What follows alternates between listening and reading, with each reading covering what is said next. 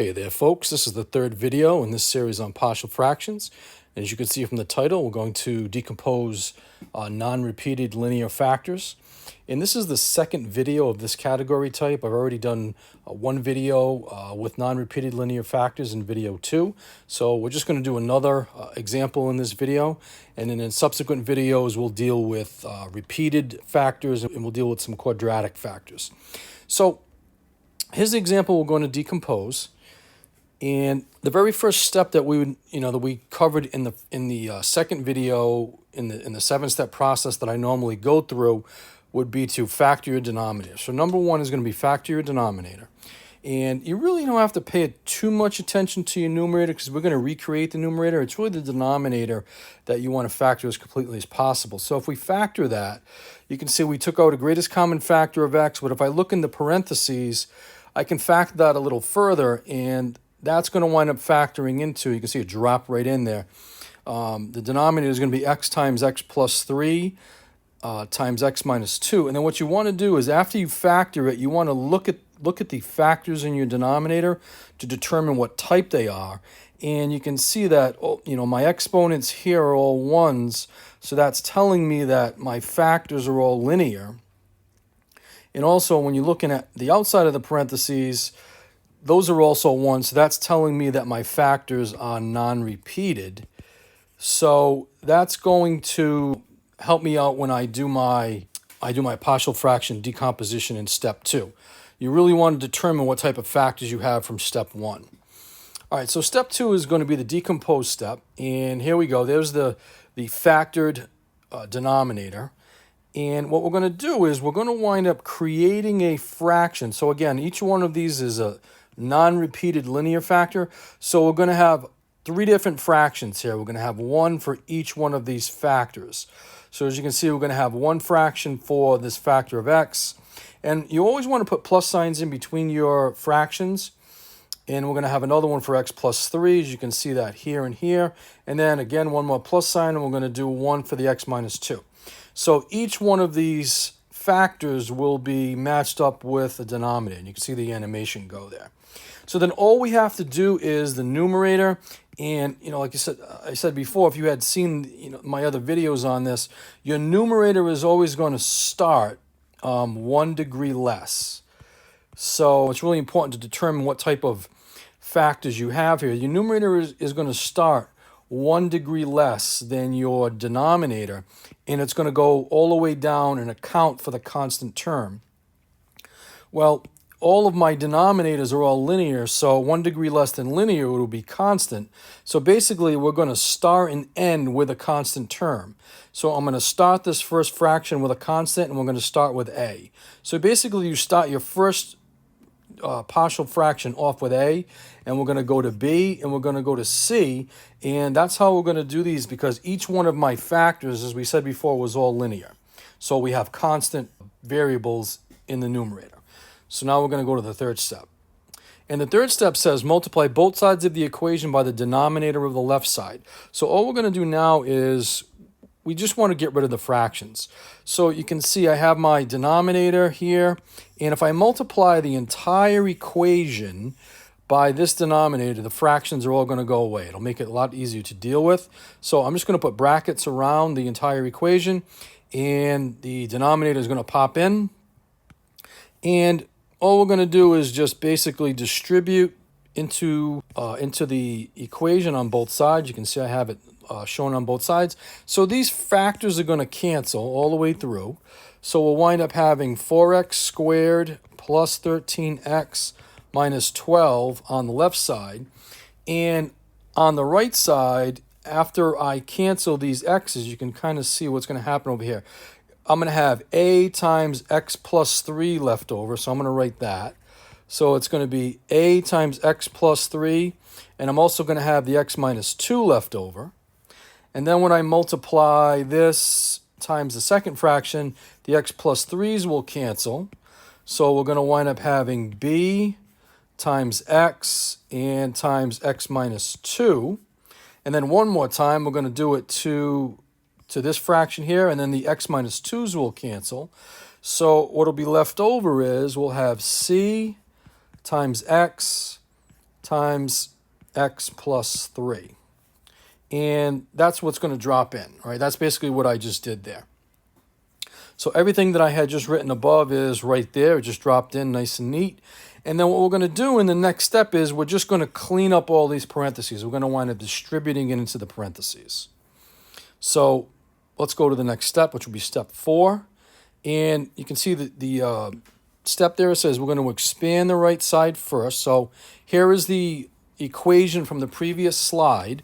So all I'm going to do is I just want to clean up the parentheses first. That's kind of how I'm going to do it. I'm going to clean up the parentheses first, and then we'll deal with the A, the B, and the C. So when I multiply, I'm going to take the A and leave that out for a minute. And I'm just going to multiply into the parentheses here. And that's going to give me x squared minus 2x plus 3x minus 6. That's going to be that parenthesis in here. We're going to have b times x squared minus 2x. And then one more time here, we're going to have c times x squared plus 3x. All right. And once I clean up inside the parentheses here, you can see we can combine these two terms. And everything is going to clean up into that next line.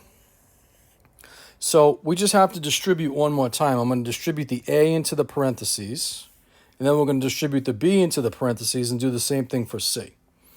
All right, so this is going to wind up looking like, after we do the distributive property, you can kind of see it. We have, for the first group, we're going to wind up having, so A times x squared is going to give me ax squared, and then we're going to have ax, and then we're going to have negative 6a. And then the second grouping here, we're going to have bx squared, you can see that. And then b times negative 2x will be negative 2bx. And then, just distributing the c into that group, you're going to have cx squared plus 3cx. Now, the next thing you want to do is you want to group like terms in the parentheses. So basically, you want to group all the like x's together. So I have here, I'm just going to put squares or boxes around all my x squareds. So basically, anything with a square we want to group together. I have this one, and this one. So those are going to go into parentheses, so it's going to look like this. It's going to be ax squared plus bx squared plus cx squared. That's going to go in one group. And again, you want to put plus signs in between your groupings. And then we can also group like x terms, just x to the first. I've got these here. You want to include the signs. So we're going to put those in a parenthesis. We're going to have ax minus 2bx, and then plus 3cx. And then if I had multiple constant terms, you would group those. But I only have this one. I only have the negative 6a, so we'll just kind of stick it on the end there. And basically, this is what I have in the parentheses, what I had handwritten, so I just have it cleaned up, popping on the slide. It's exactly the same thing. You can clearly see it. We have ax squared plus bx squared plus cx squared. That's what I have here. And then the second grouping is right here.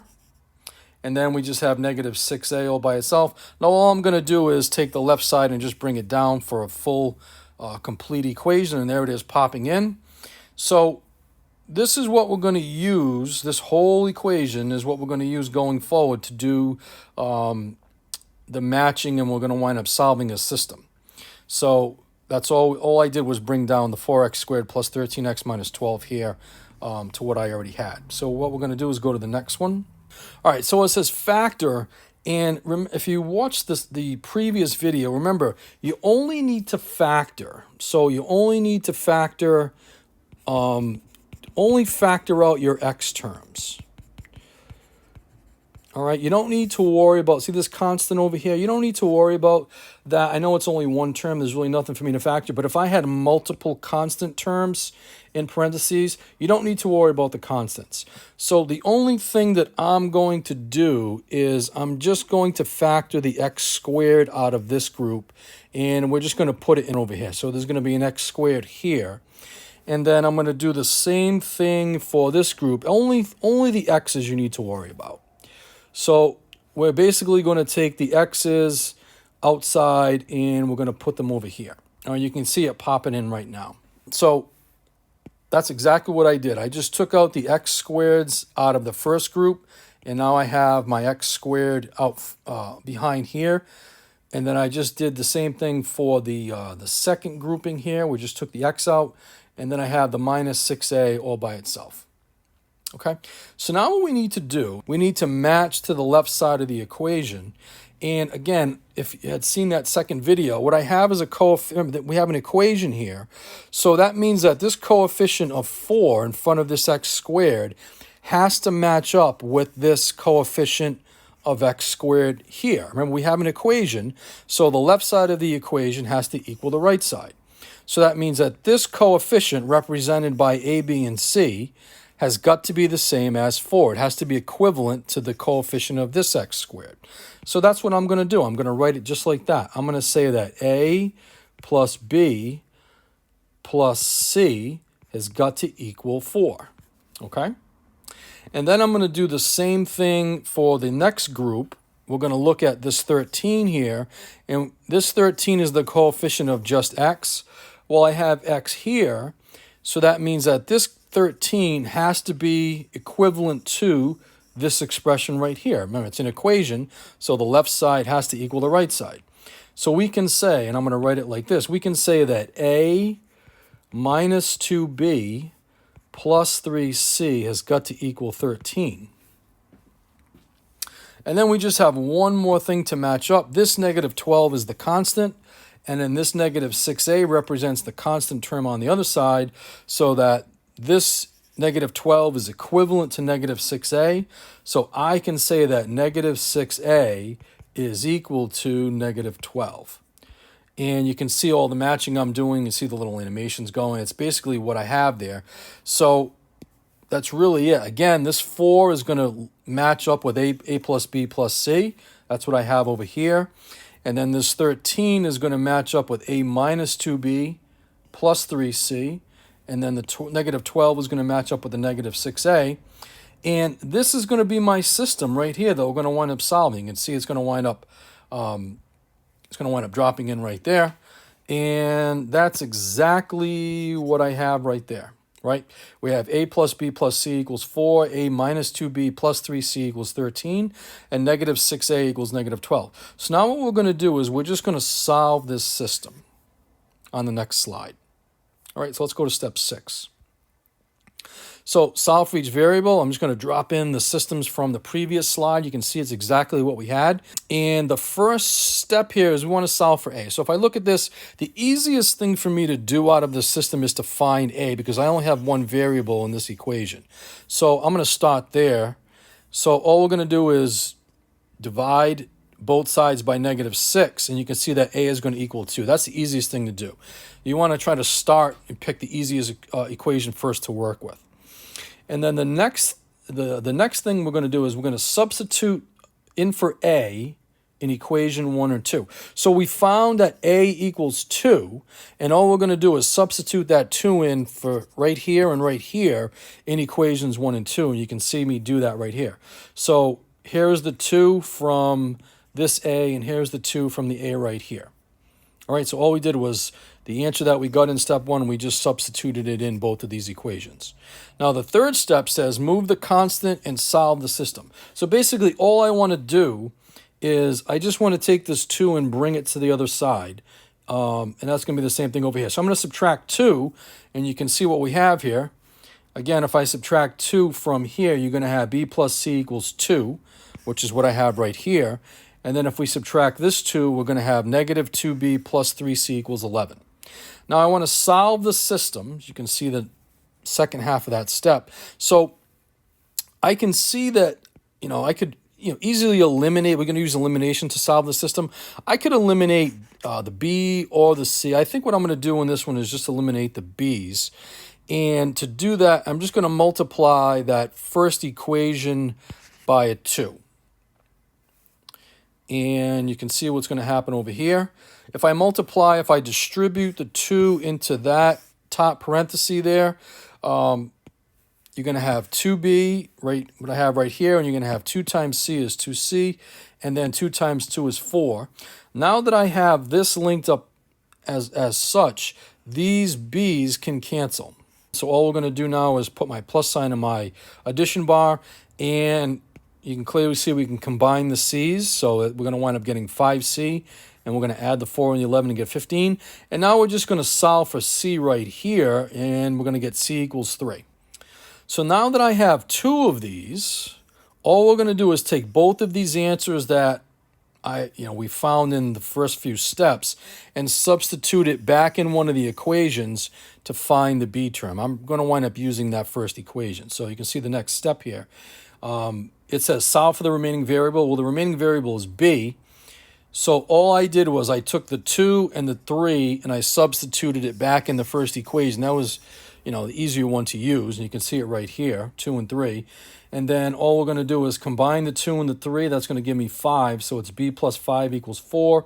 And then we're just going to solve for B, subtract 5. You're going to get B equals -1. So now we've found all three of the variables. So basically, the only thing left to do is reconfigure the fractions, put everything back together. So you can see the animation. Now we have all the variables found. And we're just going to go to the last step. The last step is just rewriting the fractions. All right, so here we are at the last step. The original fraction we had there, you can see it. And if you remember from the last slide, we said that A was equal to 2, B was equal to -1, and then C was equal to 3. And then all we're going to do is just substitute those values in for A, B, and C, and then we'll have our finished partial fraction. You can see we have 4x squared plus 13x minus 12 over x times x plus 3 times x minus 2.